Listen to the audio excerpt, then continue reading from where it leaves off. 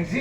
जी जी प्रणाम भाई साहब। बाबा साहेब बी आर अम्बेडकर जी जब तक सूरज चांद रहेगा।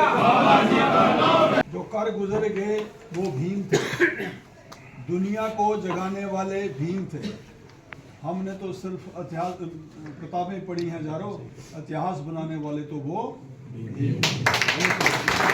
आज इस हमारे बहुत ही महापुरुष बाबा साहब भारत रत्न भीमराव अम्बेडकर जी का जो हम परिनिर्वाण दिवस यहाँ मना रहे हैं, उसमें आज हमारे बीच हमारे बहुत ही लोकप्रिय और परम आदरणीय हमारे जम्मू कश्मीर के भारतीय जनता पार्टी के अध्यक्ष और अभी नए बने सांसद हमारे साथ शर्मा जी, हमारे बीच हमारे परम आदरणीय माननीय हमारे धर्मेंद्र मनियाल जी जो पूर्व में मंत्री रहे और अभी मेरे साथ ही यहाँ MLA, और गुरवीर रतन जी जो DC रहे पहले, हमारे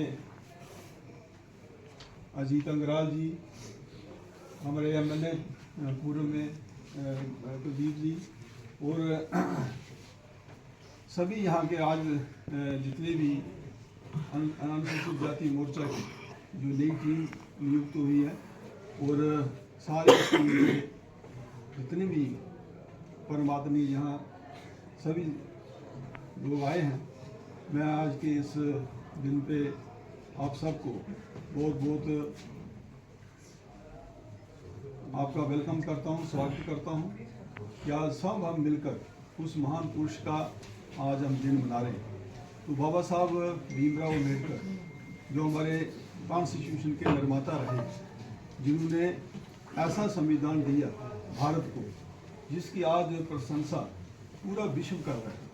पूरा विश्व जो है वो हमारे इस संविधान को फॉलो करता है और ऐसा उन्होंने संविधान लिखा, ऐसा संविधान बनाया जिसके तहत आज हमारा जो भारत है वो विकसित हो रहा है और आगे बढ़ रहा है। Doctor B are Ambedkar ji अमर रहे, अमर रहे। Doctor B are Ambedkar ji अमर रहे, अमर रहे।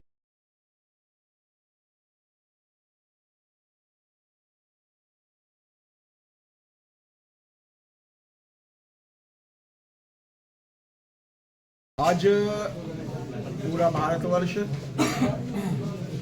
बाबा भीमराव अंबेडकर जी के महापरिनिर्वाण दिवस को जो है वो मना रहा है।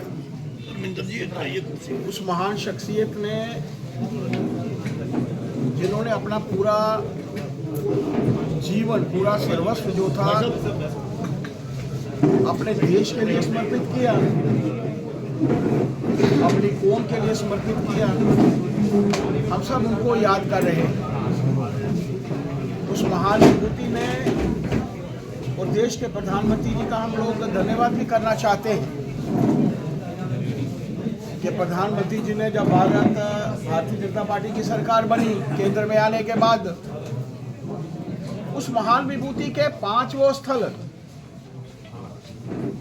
उनको एक पंच तीर्थ की जो है वो नाम दिया और इस पंच तीर्थों का निर्माण किया।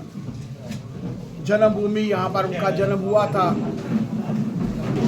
शिक्षा भूमि लंदन में जहाँ पर उन्होंने UK में शिक्षा ग्रहण की थी, दीक्षा भूमि जहाँ पर बुद्धिज्म को उन्होंने अडॉप्ट किया, महापरिवरण निर्माण भूमि जो दिल्ली में है, और एक चैत्य भूमि यहाँ पर उनकी समाधि का निर्माण हुआ। ये वो स्थल हैं जिनको पंच तीर्थ का नाम दिया गया। उस महान विभूति के उस स्थल पर लोग जाए, यहाँ पर वो पैदा हुए, शिक्षा ली, दीक्षा ली, वहाँ पर जहाँ पर उनका देहावसान हुआ और यहाँ पर उनकी समाधि बनी। इन सभी स्थलों पर जाएं, लोग उस महान विभूति से प्रेरणा लें।